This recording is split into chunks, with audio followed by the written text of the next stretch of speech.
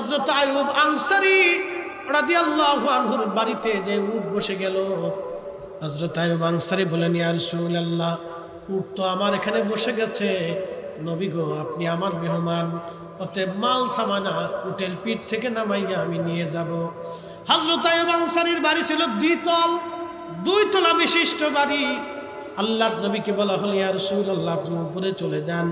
আল্লাহর নবী উপরে চলে গেলেন।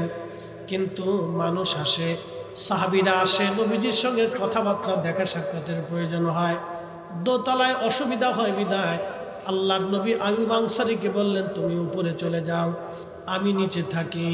দেখেন সাহাবীদের আদব কি ছিল, সাহাবীদের রাসূল প্রেম কত কঠিন, কেমন আদব ছিল সাহাবীদের। নবী বলেন, আইয়ুব আনসারী তুমি দোতলায় যাও, আমি নিচে থাকি। সাহাবীরা আসবে, আমি সাহাবীদের সাথে কথা বলবো, দেখা করব, আমার অসুবিধা হয় উপরে গেলে। আল্লাহর নবী সাহাবী আইয়ুব আনসারী উপরে চলে গেলেন তেনার স্ত্রীকে নিয়ে। পানি পড়ে গেল ঘটি থেকে পানি পড়ে যাওয়ার পরে, শীতের দিন তার একটা মাত্র কম্বল ছিল। চিন্তা করলো, এখন এই পানি যদি নিচে পড়ে রাসূল কারীমের কষ্ট হয়, ওই পানিটা ধরে রাখার জন্য তাড়াতাড়ি একটাই কম্বল দিয়ে পানিটা ধরে রাখলেন। কম্বল ভিজে গেল, কিন্তু আইয়ুব আনসারীর একটা চিন্তা, কম্বল নিয়ে চিন্তা না। বিবিকে ডাক দে, বলে বিবি রে, রাসূল কারীম নিচে আর আমি উপরে। আল্লাহু আকবার।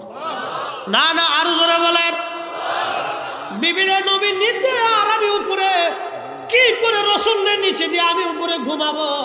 এটা বেয়াদবি না, বিবি মরে যাব, মরে গেলেও রাসূল নিচে থাকবে আর আমি উপরে থাকবো, এটা হবে না। আমার নবী উপরে থাকবে, আমরা নিচে থাকতে হবে, কারণ রাসূলকে নিচে দিয়া আমি আইয়ুব আনসারী উপরে থাকতে পারবো না। স্ত্রী বলল, হ্যাঁ স্বামী কথা তো সত্য, রাসূলকে নিচে দিয়ে আমি কি করে উপরে থাকবো? না নবীকে নিচে দিয়ে উপরে থাকতে পারবো না। স্বামী আমার, এটা চরম বেয়াদবি নবীর সঙ্গে, এটা হয় না স্বামী গো, এটা হতেই পারে না। রাসূল উপরে আসবে, আমরা নিচেই থাকবো, নবী নিচে থাকবে আর আমি উপরে থাকবে, এটা হবে না। কি চমৎকার আদব ছিল তাদের মধ্যে, ভাষায় প্রকাশ করার মতো এতই সুন্দর আদব তাদের মধ্যে ছিল, এতই রাসূল প্রেম তাদের মধ্যে ছিল। নাম হযরত আইয়ুব আনসারী রাদিয়াল্লাহু আনহু। আল্লাহর নবী হিজরত করে মদিনাতে, উট, অ্যাটেনশন আমার দিকে তাকান, উটের নাম কাসওয়া। যে উটের পিঠে রহমতের নবী সওয়ার হয়েছিলেন, এই উটের নাম কাসওয়া। কাসওয়া উট আল্লাহর নবীজি পিঠের উপরে চড়ে আল্লাহর হাবিব রওনা হলেন। সবাই বলে, হুজুর আমাদের বাড়ি আসেন। আল্লাহর নবী বললেন, না, আমার উট ছেড়ে দাও, সে আল্লাহ কর্তৃক নির্দেশিত। আমার উট যেখানে যার কার বাড়িতে যায় বসবে, আমি নবী তার বাড়িতে অবস্থান নেব। সে আল্লাহ কর্তৃক নির্দেশিত আমার উট আমার আল্লাহর কথা শুনবে। আজ একসাথে বলবেন আল্লাহু আকবার। তাহলে উটো কার আইনে চলে? কথা কন না কেন? কার? আল্লাহর আইনে চলে। এই উট জাহাজ যেখানে যে বসবে, আমি নবী সেখানেই যাব। হযরত রাসূল করিম সাল্লাল্লাহু আলাইহি সাল্লাম উট ছেড়ে দেওয়া হলো। উটটা ছেড়ে দেওয়ার পরে সর্বপ্রথম উট এসে বসলো বর্তমানে মসজিদে নববীর মূল জায়গাটা যেখানে, এই মূল জায়গার মূল দরজার সামনে উট এসে বসে গেল। একসাথে বলবেন না মারহাবা। মসজিদে নববীর মূল, রিয়াজুল জান্নাহ, হুজরা মুবারক, রওজা মুবারক, পুরাটাই ছিল মসজিদে নববীর অংশ। এইখানে যে মূল দরজা, এই দরজার সামনে উট এসে বসে গেল। উট আবার উঠে গেল। যেতে যেতে যেতে যেতে হযরত আইয়ুব আনসারী রাদিয়াল্লাহু আনহুর বাড়িতে যে উট বসে গেল। হযরত আইয়ুব আনসারী বলেন, ইয়া রাসূলুল্লাহ, উট তো আমার এখানে বসে গেছে, নবী গো আপনি আমার মেহমান, অতএব মাল সামানা উটের পিঠ থেকে নামাইয়া আমি নিয়ে যাব। হযরত আইয়ুব আনসারীর বাড়ি ছিল দুই তলা বিশিষ্ট বাড়ি। আল্লাহর নবীকে বলা হল, ইয়া রাসূলুল্লাহ আপনি উপরে চলে যান। আল্লাহর নবী উপরে চলে গেলেন। কিন্তু মানুষ আসে, সাহাবীরা আসে, নবীজির সঙ্গে কথাবার্তা দেখা সাক্ষাতের প্রয়োজন হয়, দোতলায় অসুবিধা হয় বিদায় আল্লাহর নবী আইয়ুব আনসারীকে বললেন তুমি উপরে চলে যাও, আমি নিচে থাকি। দেখেন সাহাবীদের আদব কি ছিল, সাহাবীদের রাসূল প্রেম কত কঠিন, কেমন আদব ছিল সাহাবীদের। নবী বলেন আইয়ুব আনসারী তুমি দোতলায় যাও, আমি নিচে থাকি। সাহাবীরা আসবে, আমি সাহাবীদের সাথে কথা বলবো, দেখা করব, আমার অসুবিধা হয় উপরে গেলে। আল্লাহর নবী সাহাবী আইয়ুব আনসারী উপরে চলে গেলেন তেনার স্ত্রীকে নিয়ে। পানি পড়ে গেল ঘটি থেকে পানি পড়ে যাওয়ার পরে, শীতের দিন তার একটা মাত্র কম্বল ছিল। চিন্তা করলো এখন এই পানি যদি নিচে পড়ে রাসূল কারীমের কষ্ট হয়, ওই পানিটা ধরে রাখার জন্য তাড়াতাড়ি একটাই কম্বল দিয়ে পানিটা ধরে রাখলেন। কম্বল ভিজে গেল, কিন্তু আইয়ুব আনসারীর একটা চিন্তা, কম্বল নিয়ে চিন্তা না। বিবিকে ডাক দে, বলে বিবি রে রাসূল কারীম নিচে আর আমি উপরে। আল্লাহু আকবার, না আরো জোরে বলেন। বিবি রে নবী নিচে আর আমি উপরে, কি করে রাসূলের নিচে দিয়ে আমি উপরে ঘুমাবো? এটা বেয়াদবি না, বিবি মরে যাব। মরে গেলেও রাসূল নিচে থাকবে আর আমি উপরে থাকবো, এটা হবে না। আমার নবী উপরে থাকবে, আমরা নিচে থাকতে হবে। কারণ রাসূলকে নিচে দিয়া আমি আইয়ুব আনসারী উপরে থাকতে পারবো না। স্ত্রী বলল, হ্যাঁ স্বামী কথা তো সত্য, রাসূলকে নিচে দিয়ে আমি কি করে উপরে থাকবো? না নবীকে নিচে দিয়ে উপরে থাকতে পারবো না। স্বামী আমার, এটা চরম বেয়াদবি নবীর সঙ্গে, এটা হয় না স্বামী গো, এটা হতেই পারে না। রাসূল উপরে আসবে, আমরা নিচেই থাকবো, নবী নিচে থাকবে আর আমি উপরে থাকবো, এটা হবে না। কি চমৎকার আদব ছিল তাদের মধ্যে, ভাষায় প্রকাশ করার মতো এতই সুন্দর আদব তাদের মধ্যে ছিল, এতই রাসূল প্রেম তাদের মধ্যে ছিল। সারা রাত্র ঘুমান নাই, একই চিন্তা। হযরত আইয়ুব আনসারী রাদিয়াল্লাহু আনহু সারা রাত্র ঘুমাইলেন না, একটাই চিন্তা, রাসূল নিচে আর আমরা উপরে। কি করে নবীকে নিচে দিয়ে আমরা উপরে থাকবো? না এটা হতেই পারে না, নবীকে নিচে দিয়ে আমি উপরে থাকবো, এটা হতে পারে না। সকালবেলা হযরত আইয়ুব আনসারী নিচে নামলেন, নবীর কদমে আরজি করলেন, ইয়া রাসূলুল্লাহ। আইয়ুব আনসারীর কলিজায় কি করে সাহস হবে, আপনি নবী নিচে থাকবেন আর আইয়ুব আনসারী উপরে থাকবে? নবীকে নিচে দিয়ে আমি উপরে থাকতে পারবো না, নবী, এটা আমার পক্ষে সম্ভব হবে না। এরপর আল্লাহ নবী বলেন, ঠিক আছে তোমরা নিচে থাকো, আমি উপরে চলে গেলাম। এটার নাম আদব, এটার নাম ভালোবাসা। এগুলি দলিল দিয়ে হয় না বাপ, হৃদয় থেকে নিতে হয়। কথা কর না কেন, জোরে বলেন। হৃদয় থেকে নিতে চাই আমরা। ইয়া নবী সালামু আলাইকা বললে দাঁড়াই, কি কথা কর না কেন, জোরে বলেন। দাঁড়াইনি, কথা কর না কেন, দাঁড়াই। কেন দাঁড়া? যে রাসূলকে সালাম দিলে আমি কি করে বসে থাকি? সালামটা তো তাজিমের সাথে দিও। তিনি তো রাহমাতুল লিল আলামিন, আল্লাহর পরেই যার মর্যাদা, আল্লাহর পরেই যার সম্মান। যাকে পাইলে আল্লাহ পাওয়া হয়, যাকে মানলে আল্লাহ মানা হয়, যাকে খুশি করলে আল্লাহ খুশি হয়, যাকে ভালোবাসলে আল্লাহ ভালোবাসা হয়, যার ইত্তেবা করলে আল্লাহর ইত্তেবা হয়, যার জন্য জীবন দিলে আল্লাহর জন্য জীবন দেওয়া হয়, যার আনুগত্য করলে আল্লাহর আনুগত্য হয়ে যায়, যাকে অসন্তুষ্ট করলে আল্লাহ অসন্তুষ্ট হয়, যেই রাসূলকে তাজিম করলে আল্লাহ তাজিম করা হয়। কি কথা বললে কেন? আমি সেই নবীকে কি করে বসে সালাম, এটা আমাদের সেন্টিমেন্ট। দলিল করে আইয়ুব আনসারী রাদিয়াল্লাহু আনহুর একটা কথা, রাসূল নিচে, আমি কি করে দোতলায় থাকব? কিন্তু রাসূল তাকে ইজাজত দিয়েছে। সহিহ বুখারীতে হুদাইবিয়ার সন্ধির সময়, মক্কার সেই সন্ধি হুদাইবিয়া, আল্লাহ রসুল লিখলেন মুহাম্মদুর রাসূলুল্লাহ সাল্লাল্লাহু আলাইহি ওয়াসাল্লাম, মুহাম্মদ আল্লাহ রসুল। কাফেররা বলল, মুহাম্মদ আল্লাহ রসুল যদি সন্ধির মধ্যে থাকে, মুহাম্মদুর রাসূলুল্লাহ যদি মাইনেই নিলাম, তাই তো আর মুহাম্মদের সাথে আমরা কোনো ঝগড়া নেই, মুহাম্মদুর রাসূলুল্লাহ শব্দ কাইটে দাও। আল্লাহ রসুল সন্ধি আনার পরে হযরত আলীকে বলেন, আলী, মুহাম্মদুর রাসূলুল্লাহ শব্দটা তুমি কেটে দাও। আলী বললেন, ইয়া রাসূলুল্লাহ, আমি আলীর পক্ষে মুহাম্মদুর রাসূলুল্লাহ কাটা সম্ভব না। একসাথে বলবেন না আল্লাহু আকবার। না না, জোরে জোরে বুঝাচ্ছি আপনাকে, আরো জোরে। দূর হইছেন, আরো জোরে বলে।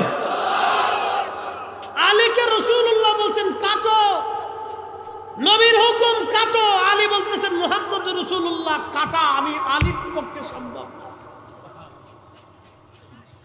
কতটুকুন ইশকে রাসূল কলিজার ভিতরে থাকলে একজন সাহাবী রাসূল বলার পরেও নবীর নাম কাটতে চাচ্ছে। কতটুকুন হৃদয়ে রাসূলুল্লাহর প্রতি তাজিম থাকলে, রাসূলের প্রতি মহব্বত থাকলে একজন সাহাবী নবী হুকুম করার পরেও নাম কাটে। কতটুকুন অন্তরে তাজিম থাকলে রাসূলুল্লাহ সাহাবী আইয়ুব আনসারী নবী হুকুম করার পরেও বলে আমি উপরে থাকবো আর রাসূল নিচে থাকবে, এটা হতেই পারে না। এটা আমাদের পক্ষে সম্ভব না। এগুলি ভাই দলিল দিয়ে হয় না, এগুলি অন্তরের ভালোবাসা দিয়ে হয়। কথা কন না কেন, ঠিক কিনা? গসলুল মালায়েকা হযরত হানজালা উহুদের ময়দানে চলে গেছিলেন, দলিলে না ভালোবাসা? একসাথে বলবেন, দলিলে না ভালোবাসা? ভালোবাসা। ফরজ গোসল বাদ দিয়ে তিনি উহুদে চলে গেলেন, দলিলে না ভালোবাসা। মালিক ইবনে সানানা রাদিয়াল্লাহু আনহু উহুদে নবীজির রক্ত পান করছিলেন। সাহাবে কেরাম বলেন, রক্ত ফেলে দাও। মালিক ইবনে সানানা জবাব দিল, আমি জিন্দা থাকতে রাসূল করিমের পবিত্র রক্ত মাটিতে পড়তে দেব না। আল্লাহর নবী ডাক দিয়ে বললেন, সাহাবীরা রে, তোমরা যদি জান্নাতি মানুষ দেখতে চাও তো আমার মালিক ইবনে সানানার দিকে তাকাও। আমার রক্ত যার শরীরের রক্তের সাথে মিশে গেছে ও জাহান্নামে যেতেই পারে না। একসাথে বলবেন না আল্লাহু আকবার। আর আমার দেশে বুকে হাত বাঁধা মৌলবী ওয়াজ করে রাসূলের আব্বা আম্মা দুইজন জাহান্নামে চলে গেছে। নবীর রক্ত যার শরীরে আছে সে জাহান্নামে যেতেই পারে না। আর রাসূল করিম যেই মায়ের রেহেমের ভিতরে ছিলেন, যেই বাবার পবিত্র সুলবের মাধ্যমে নূরে মুহাম্মাদি মায়ের রেহেমের, যেই মায়ের রেহেমের ভিতরে রাহমাতুল লিল আলামিন অবস্থান নিলেন, সেই রেহেম জাহান্নামের আগুনে পুড়বে। এটা কি করে, কি করে এটা বিশ্বাসযোগ্য হতে পারে? আর রাসূল করিম আল্লাহ নাপাক, ইন্নামাল মুশরিকুনা নাজাসুন, মুশরিকরা তো নাপাক।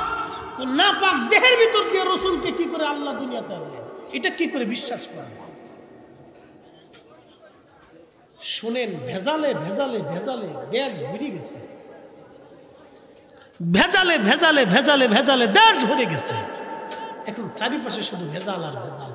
আমে ভেজাল, জামে ভেজাল, পানিতে ভেজাল, কাঁঠালে ভেজাল, খাবারে ভেজাল, সব জায়গায় ভেজাল।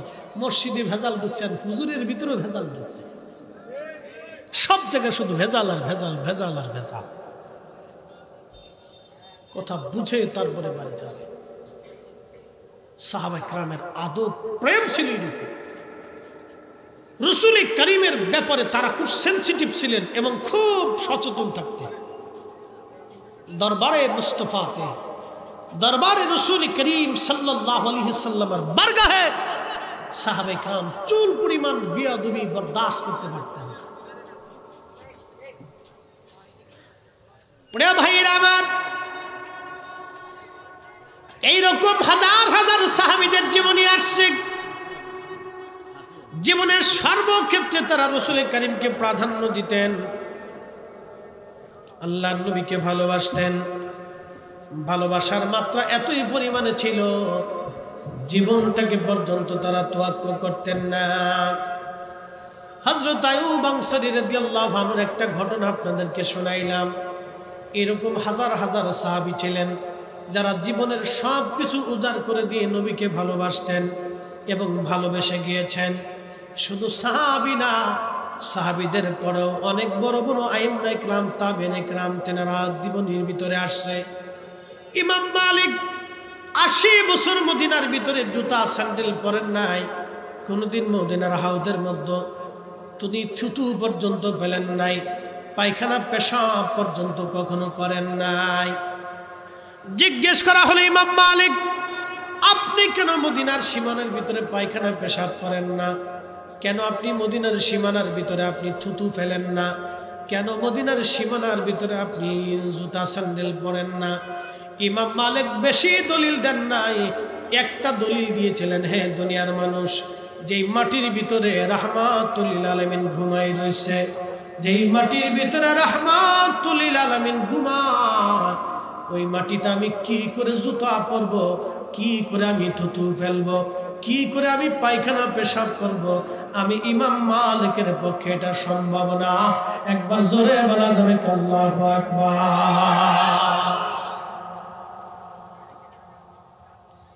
এটা ছিল সাহাবায়ে কেরামের ভালোবাসা, রাসূল প্রেম, আইম্মা ইকরামের রাসূল প্রেম। পায়ের মধ্যে ফুসকা পরে ইমাম মালিকের ঘা হইতো, রক্ত পড়তো গরমের দিনে, তারপরে জুতা পরতেন। আমাদের মাযহাবের ইমাম ইমাম আবু হানিফা রাহমাতুল্লাহ আলাইহি মক্কায় হজ করে মদিনাতে গেলেন। মদিনায় যাওয়ার পরে মাত্র ৭ দিন পরে ইমাম মালিকের কাছে বিদায় চাইলেন, ইমাম মালিক আপনি আমার মদিনার থেকে বিদায় দেন। ইমাম মালিক আর ইমাম আজম আবু হানিফার সমসাময়িক ইমাম, উনি মদিনার ইমাম, উনি তখন ইরাকের কুফা নগরীতে। ইমাম আবু হানিফা রাহমাতুল্লাহ আলাইহি, ইমাম আবু হানিফা ইরাক চলে আসবেন, বিদায় চান ইমাম মালিকের কাছে। ইমাম মালিক জবাব দিলেন, হুজুর কত মানুষ মদিনায় আসতে চায়, আপনি কেন মদিনা থেকে চলে যেতে চান, কারণ কি? ইমাম আজম আবু হানিফা বললেন, ও ইমাম মালিক আমি তো মানুষ, আমাকে তো বেঁচে থাকতে হবে, তুমি কি চাও আমি মরে যাই? বলে, হুজুর মদিনা আসলে মানুষ থাকার আগ্রহ করে, আপনি চলে যেতে চান আবার মরার কথা বলেন, কারণ কি? বলে, ইমাম মালিক রে, আজকে ৭ দিন হলো আমি পায়খানাও করি না, পেশাবও করি না। বলে, কারণ কি? ইমাম আজম আবু হানিফা ডাক দে বলেন, ইমাম মালিক আমি কোথায় পেশাব করব, পায়খানা করব বলো? এই মাটির নিচে রাহমাতুল লিল আলামিন ঘুমাই রইছে।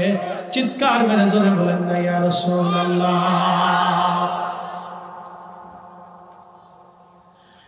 এইগুলি রাসূল প্রেম,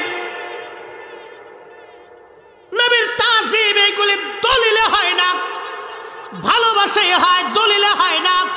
দলিল দিয়ে বোঝানো যায় না, দলিল দিয়ে বোঝানো যায় না। ইমাম মালিক দলিল দেন নাই, ইমাম আবু হানিফা দলিল দেন নাই, একটাই কথা, যেই মাটির নিচে রাহমাতুল লিল আলামিন ঘুমায়, আমি সেই মাটির উপরে কি করে পায়খানা পেশাব করব? ইমাম মালিক ডাক দে বলেন, হুজুর তাহলে ৭টা দিন কিভাবে আপনি বেঁচে আছেন, কি খান? বলে, ৭ দিন আমি ৭টা খেজুর খেয়ে বেঁচে আছি, মাত্র ৭টা খেজুর খাইছি ৭ দিনে, যাতে আমার বাথরুমে না ধরে, পেশাব পায়খানা না ধরে। পানি কি করে খান, তৃষ্ণা কি করে নিবান? ইমাম আবু হানিফা রাহমাতুল্লাহ আলাইহি বললেন, আমি হাতের মধ্যে পানির আর্দ্রতা নেই, হাতের মধ্যে পানি নিয়ে এই পানিগুলি চেটে চেটে চেটে চেটে কোন রকম আমি তৃষ্ণা নিবারণ করি।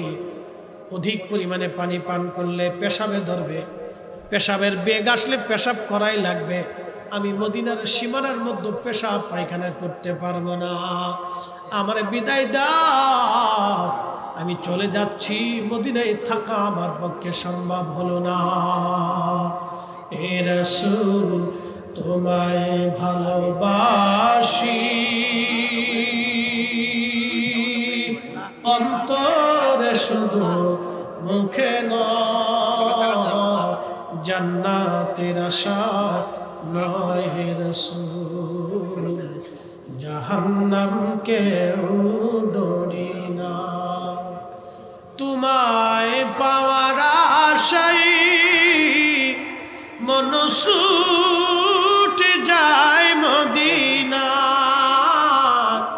তোমায় পাওয়ার আশায় মন ছুটে যায় মদিনা, এ আশিকে দিদার দাও না, আর দূরে থাকিও না, এ আশিকে দিদার দাও না, আর দূরে থাকিও না। হে রাসূল তোমায় ভালোবাসি, অন্তরে শুধু মুখে নয়, জান্নাতের আশায় নয় হে রাসূল, জাহান্নামকে ডরি না।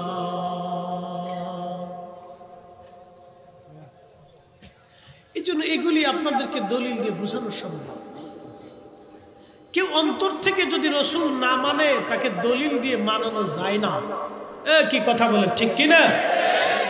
দলিল দিয়ে মানানো পিরিতি আর মুরিদি দলিল দিয়ে হয় না, ভালোবাসা এ জোর করে হয় না, এটা অন্তর থেকে আসতে হবে। তো আল্লাহ যাকে কবুল করে তার কলিজায় রাসূলের তাজিম ঢুকায়, যার নসিবে নাই তার কলিজাতে রাসূল করিমের তাজিম আসে না, সে দলিল খুঁজে আর বেদাত খুঁজে। কথা বলেন ঠিক কিনা? সে বেদাত খুঁজে। এইরকম পৃথিবী বিখ্যাত আল্লাহর ওলি যারা ছিলেন, বিশ্ববিখ্যাত আলিম যারা ছিলেন, এখন আপনাদেরকে প্রশ্ন করি, যারা বেদাতের তবকা খুঁজে শুধু বলে বেদাত বেদাত বেদাত, সাহাবীরা করে না এটা বেদাত। আচ্ছা, রাসূল করিমের 10,000 সাহাবীর পবিত্র মাজার আছে জান্নাতুল বাকিতে, 10,000 সাহাবী, বিশ্ববিখ্যাত তাবি আহলে বাইতে রাসূল, প্রিয় নবীর আহলে বায়াতের ভিতরেও ওইখানে অনেক ঘুমিয়ে গেছে। কেউ তারা মদিনাতে জুতা স্যান্ডেল ছাড়া থাকলেন না, সবাই জুতা পরলেন, থুতু ফেললেন, পায়খানা পেশাব করলেন। তো ইমাম মালিক, ইমাম আবু হানিফা তারা কেন জুতা পরলেন না, পায়খানা পেশাব করলেন না, কারণটা কি? তাহলে তারা কি সাহাবায়ে কেরামের বিপরীত করার কারণে তারা কি বেদাতি? তো সাহাবীরা যেটা করে নাই সেটা তারা করছে, তাহলে তারা কি বেদাতি? আপনারা বলবেন অবশ্যই না, তারা বেদাতি হতেই পারে না। কারণ দুইজন বিশ্ববিখ্যাত ইমামের নাম মসজিদে নববীতে নামের পরে, 4 জন ইমামের নামের পরে রাদিয়াল্লাহু তাআলা আনহু সহ লেখা। আগে রাসূল করিম এবং আহলে বাইত, খুলাফায়ে রাশিদিন, আশারে মুবাশশিরিন, তারপরে এই 4 জনের নাম লেখা আছে। ইমাম আবু হানিফা, ইমাম নু'মান বিন সাবিত আবু হানিফা রাদিয়াল্লাহু তাআলা আনহু, ইমাম মালিক ইবনে আনাস রাদিয়াল্লাহু তাআলা আনহু, ইমাম আবু ইদ্রিস আশ-শাফিঈ রাদিয়াল্লাহু আনহু, ইমাম আহমদ ইবনে হাম্বল রাদিয়াল্লাহু তাআলা আনহু সহ মসজিদে নববীতে সুন্দর করে লিখে রাখা আছে। আমি নিজের চোখে দেখছি, ভিডিও করে নিয়ে আসছি। পৃথিবীর এই 4 ইমামের এক ইমামকে কেউ যদি বেদাতি বলে তো মুসলিম মিল্লাতের ইলম বিতর্কিত হবে, ফিকহের মাসালা, তাফসীরের মাসালা, হাদিসের মাসালা অনেক কিছুই বিতর্কিত হয়ে যাবে। অতএব এই 2 জন ইমাম রাসূল প্রেমে মদিনার ভিতরে কখনো পায়খানা পেশাব সারেন নাই, থুতু পর্যন্ত ফেলেন নাই। দলিলে না, ভালোবাসা একটাই দলিল, যেই মাটির নিচে রাহমাতুল লিল আলামিন ঘুমিয়ে আছে, আমি কি করে সেই মাটির ভিতরে, আমি কি করে সেই মাটির উপরে পায়খানা পেশাব করব, কি করে আমি জুতা স্যান্ডেল পরব? একসাথে বলা যাবে আল্লাহু আকবার।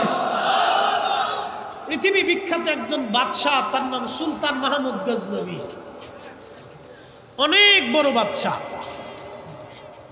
এই সুলতান মাহমুদ গজনবী রহিমাহুল্লাহ গজনী সাম্রাজ্যের বাদশাহ। বর্তমান আফগানিস্তান, ইরানের এক অংশ, উজবেকিস্তান, তাজিকিস্তান, তুর্কমেনিস্তান, আজারবাইজান, এই বেল্টের এক বিরাট অঞ্চলের বাদশাহ ছিলেন সুলতান মাহমুদ গজনবী। এই সুলতান মাহমুদ গজনবী রহমাতুল্লাহ আলাইহি সুদূর আফগানিস্তানের গজনী থেকে মদিনাতে আসছে হজ করার জন্য। হজ শেষ করে মদিনায় ঢুকে শাহী পোশাক খুললেন। অ্যাটেনশন, আমার দিকে তাকান। আমরা তো একটু এলেম হলেই খালি লাফালাফি আর ফালাফালি করি, মনে করছি বিরাট কিছু শিখছি, বিরাট কিছু জানছি। হ্যাঁ, অনেকে বলে আইয়ো আমার সাথে কেডাই বহাস করবা, বাপের বেটা থাকলে বহাসে বসো। উনি বুঝাইতে চাচ্ছেন উনি শুধু বাপের বেটা, দুনিয়াতে আর কেউ বাপের বেটা নাই। আরে বেটা, তোমার আগে জমিনে যারা ঘুমিয়ে গেছেন, শায়েখ আব্দুল হক মুহাদ্দিস দেহলভী, যিনি মিলাদ কিয়ামের উসিলা করে আল্লাহর কাছে দোয়া করছেন, শাহ আব্দুর রহিম মুহাদ্দিস দেহলভী মিলাদুন নবীর মাহফিল করার জন্য রাসূল কারীমকে স্বপ্ন দেখেছেন। শাহ আব্দুল মুহাদ্দিস দেহলভী, শাহ ওয়ালিউল্লাহ মুহাদ্দিস দেহলভী মক্কা থেকে খালি পায়ে হেঁটে মদিনাতে গেছেন যে রাসূলের দরবারে যাব, আমি জুতা পরে কেমনে যাব? উন্ডাদের মতো মুহাদ্দিসরা যারা পেশাব করে দিলে তোমরা আমার মতো মৌলবী ভাইসে চলে যাবে, তাদের জুতার ওজনের সমান আমাদের ওজন হবে না। হাই হাই হাই, তাদের এলেমের এক পাল্লায় এলেম দিলে আর আমরা তামাম দুনিয়ার আলেমদেরকে আর এক পাল্লায় দিলে তাদের এলেমের সমান হবে না। তাদের মতো আলেমরা দরবারে মুস্তাফার ব্যাপারে খুব আদবের সাথে কাটাইতেন। আর তুমি তো লাফালাফি ফালাফালি করতেছ।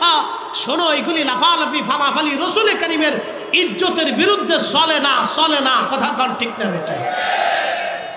চলে না।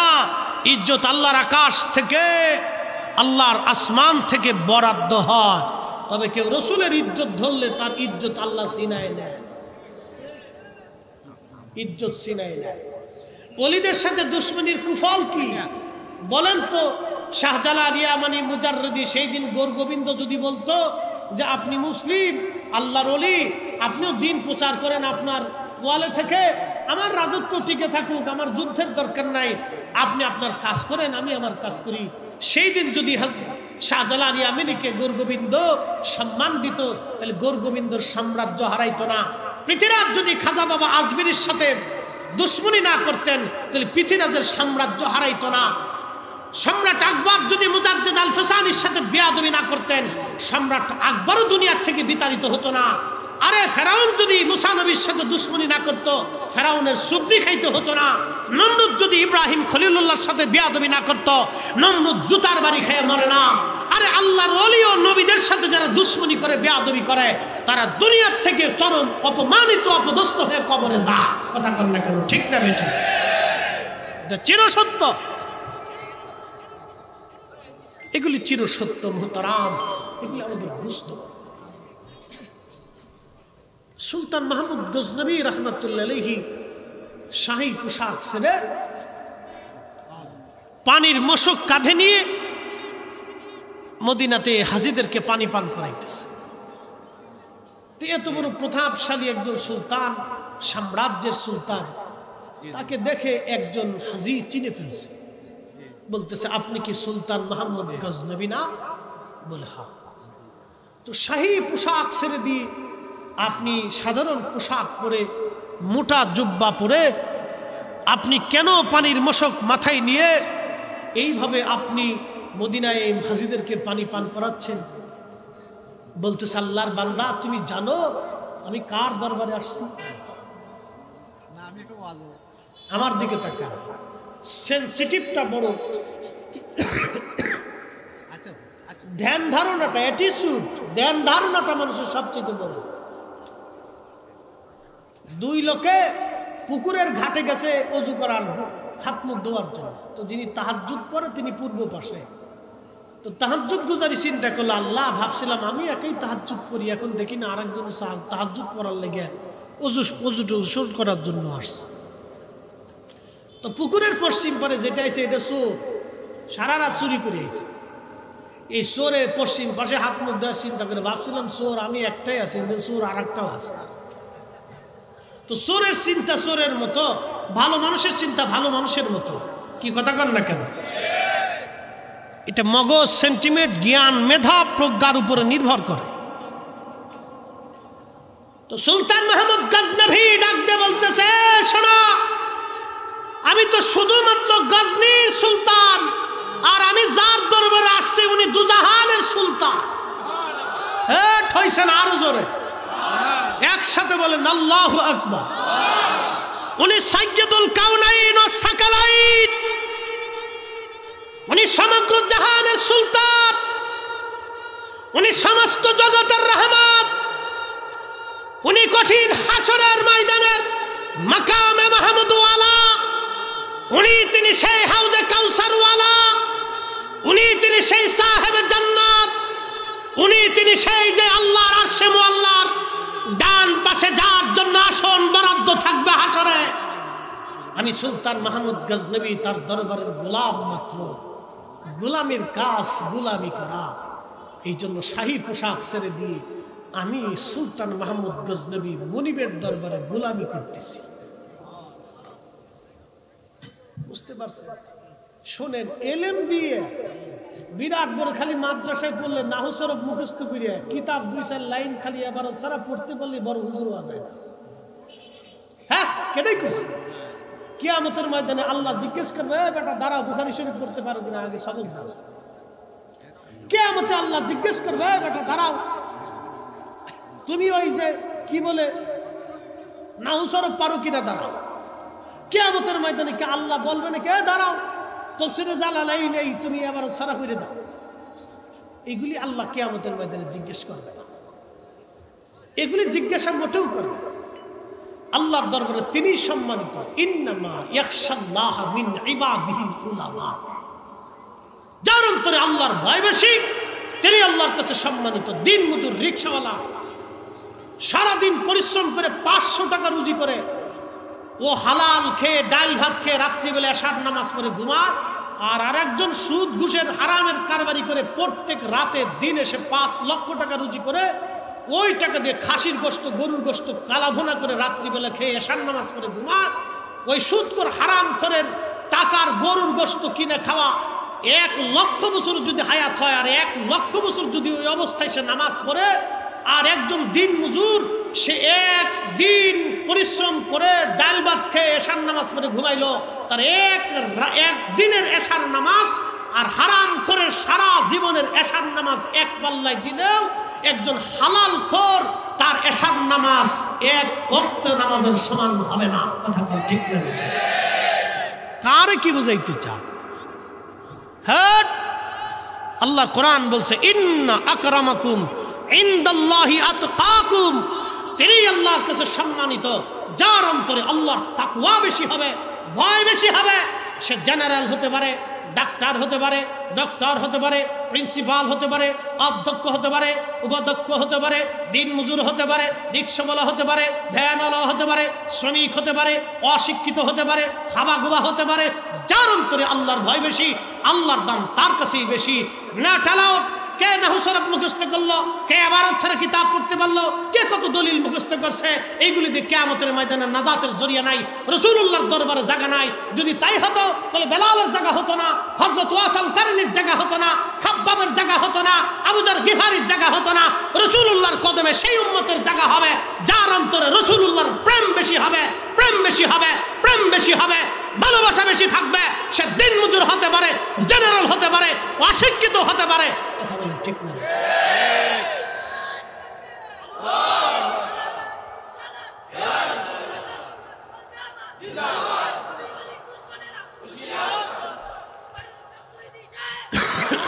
আর দরকার নেই, ওয়াজ আমার শেষ।